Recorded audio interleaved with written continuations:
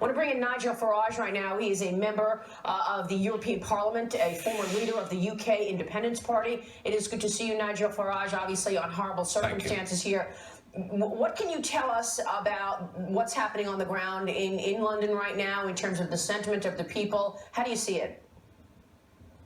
Well, it's jumpy in one way because I've been in London all morning and there are a lot of police cars around, a lot of police on the streets, quite a lot of sirens, and I guess we now know there have been a lot of raids in East London and at least a dozen people have been detained. So London is very quiet this morning. There are fewer people out on the streets than I would normally expect to see on a Sunday. I mean, generally, people do in this city, and don't forget we had the threat of IRA terrorism, long before this. People generally do respond incredibly well, despite the horrors that have taken place. But I do detect there is one slight change of attitude, and that is that every time one of these things happen, our leaders show their regret, their sorrow, their astonishment, and their shock. And I think we're a little bit less shocked than we used to be. We're kind of getting used to this, which is very, very bad news indeed. And I think people are beginning to say, what are our leaders actually going to do? Just expressing sorrow, just talking and using words like solidarity simply isn't enough. And Maria, I'll make this prediction. Right. Theresa May has spoken. Theresa May has spoken outside the steps of Number 10 today, and she's actually used the phrase Islamic terrorism. Now, I think that in itself may well be a first, because many of our politicians have been in denial, as indeed Hillary was, on this point. Yeah. But unless people see some really concrete action is going to be taken, then I think the calls for interning thousands of suspects will grow louder and louder. Well, let's talk about that. What kind of concrete action do you want to see, Nigel? Because you think about the fact that we had the Westminster Bridge attack in March, followed up by the Ariana Grande attack last week, the concert. Now this, 3 attacks in 3 months. What concrete action do you want to see that we're not seeing coming out of the UK?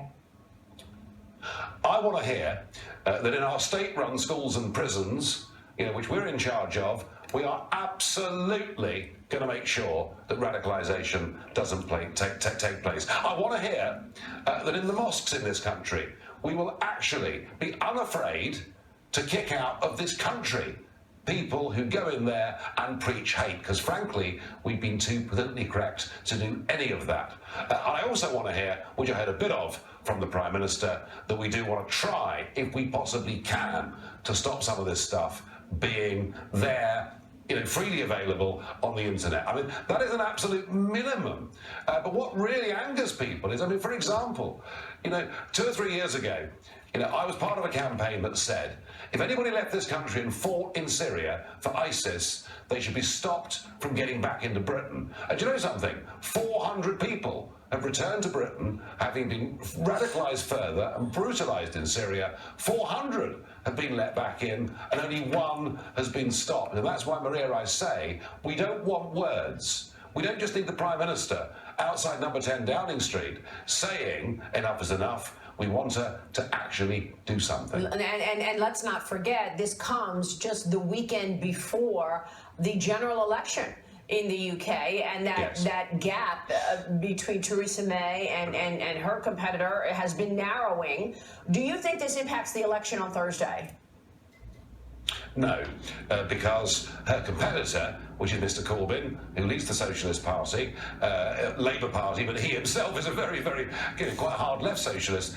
Corbyn himself is seen to be weak on terrorism and weak on terror. So just because Theresa May was the Home Secretary in charge of our Homeland Security for 6 years, some may say she failed and didn't do enough, but it's very difficult to see the Labour Party, the Socialists, gaining any benefit from it. Many of these people and these incidents have proven that sometimes the attackers have been on watch lists. There are tens of thousands of people on watch lists in the UK, even more so in the US. What do we need to do to get ahead of this, knowing that we're already watching these perpetrators that are going on to commit real damage? Well, we don't yet know who these three individuals are, and my guess is the authorities will not tell us who they are until they've completed the sweep of all those closely connected to them. But I would be very surprised if these were not known persons, very surprised if they hadn't been investigated at some point. And I have to tell you, even though I've been one of those voices saying there is a real problem here, right, even I was shocked last week when I learned there are 23,000 people of interest to the authorities in this country in relation to jihadi terrorism. So the problem that we built for ourselves is huge. We've done absolutely nothing to deal with the segregation that exists within our cities. Right. We haven't clamped down on radicalisation within state institutions. We've been very weak, frankly, with our borders. So we do face a massive problem, and I can't see, short of hugely increased resources for our security services, I can't see anything else we can do. Now, we could take the 3,500 who are the genuinely suspected terrorists themselves, as opposed to being linked and associated. We could round them all up and intern them in prison. That is an option. Well, what you're saying is also one of the reasons that U.S. President Donald Trump has tweeted out saying, look, we need this travel ban in place, trying to push his policies on the heels of this horrifying situation in the UK. I don't know if you think that's going to help sway minds in the U.S. Real quick, Nigel.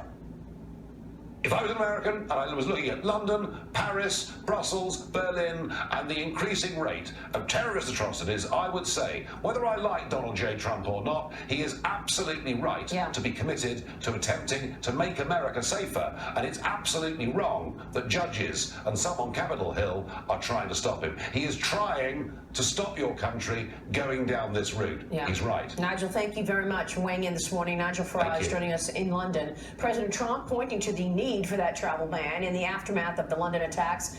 Should the U.S. re-examine its counterterrorism strategies? We'll talk with former Attorney General Michael Mukasey next, right here in studio. Stay with us.